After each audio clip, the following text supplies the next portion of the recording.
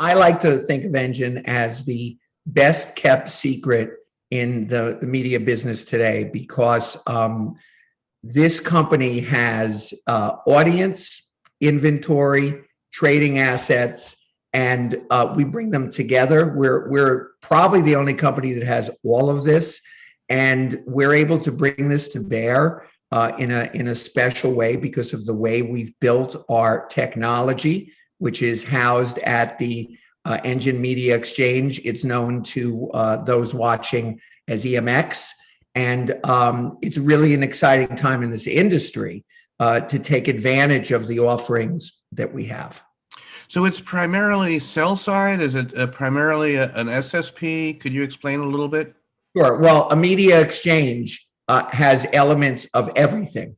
We are not a DSP, but we have a extremely large direct SSP, and we're able to be very close to our publishers and reduce the amount of hops or moves from DSP or marketer all the way down to the SSP. And what that does is it makes your dollar go further for your ad spend. So, Scott, what kind of are the expectations? Just a little bit more about an SSP, and sort of there are several, there's different flavors. How do you sort of describe the SSP offering? Well, we go to market and we take a broader approach, and we're unique in the what you would call the ad tech space because we have a strategic conversation. It's not just plug into our exchange and we'll give you inventory, but because we bring to bear a 70-year-old insights and research company, we own companies like Cassandra. We're able to have a discussion about the right context and the right audience with agencies, trading desks, holding companies, and clients direct.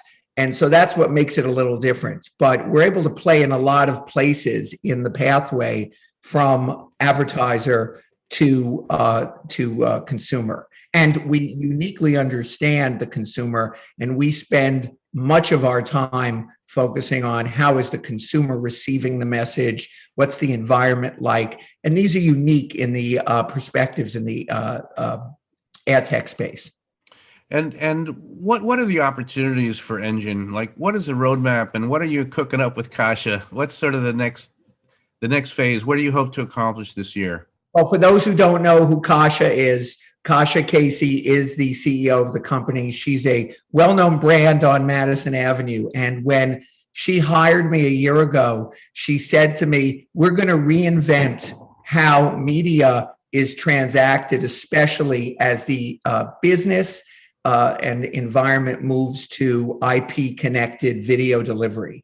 And so we want to be right there. We just announced about a week ago our Device Graph Plus. And for those who don't know what a Device Graph Plus is, although if you're reading the press in the last few weeks, it's in every article. If you were to Google it, you'd get 1,000 articles on this.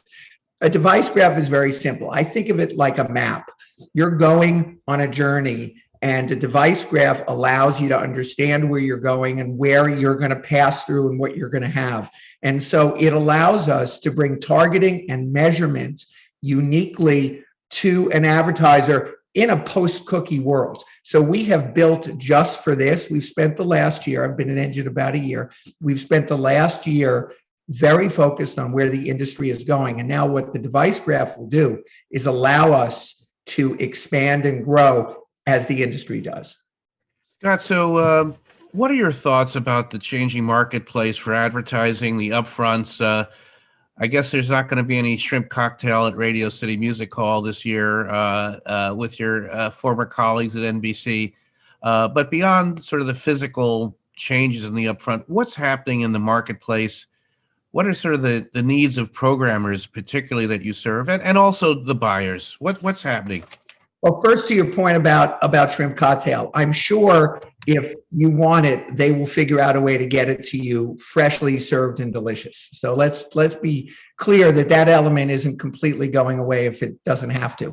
But the way I think about what's happening in the business is that the industry has changed, and we are finally at the stage where the big companies, the companies that have driven the media industry for years, because they've had to, have acknowledged and are embracing the use of programmatic, the use of technology to both deliver, measure, create content, and make that transactionable. And the idea of the world becoming 100% programmatic,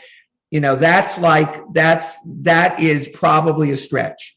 But what I will say will happen as choices multiply dramatically, marketers are going to need to find an automation. They're going to need to find that scale, and they're going to have to mix the discussions about sponsorships and things like the NFL and the Super Bowl with how do I reach my audience, which is increasingly harder to measure. Linear TV skews on the older side, and CTV, IP delivered TV skews on the younger side. How do I get that full mix? And how do I understand the incrementality beyond just the linear TV? Because linear TV is still here, and it still will be a major part of this. It's not going away. What the media business is all about is the overlay of CTV on top of linear TV, on top of what you're doing. It's very similar to what happened in the 90s with cable TV and what happened with mobile about 7 years ago. You start to see 5% of the media spent on these new technologies, but the usage dwarfs it 25, 30, 40%. And over time, that collapses as the industry begins to acclimate to that. So I think the upfront's going to be quite successful. The upfront as a concept is a futures market, so it's not going anywhere. What will change is the ancillary discussions around that and the way the media community and the marketing community includes that as part of what they do.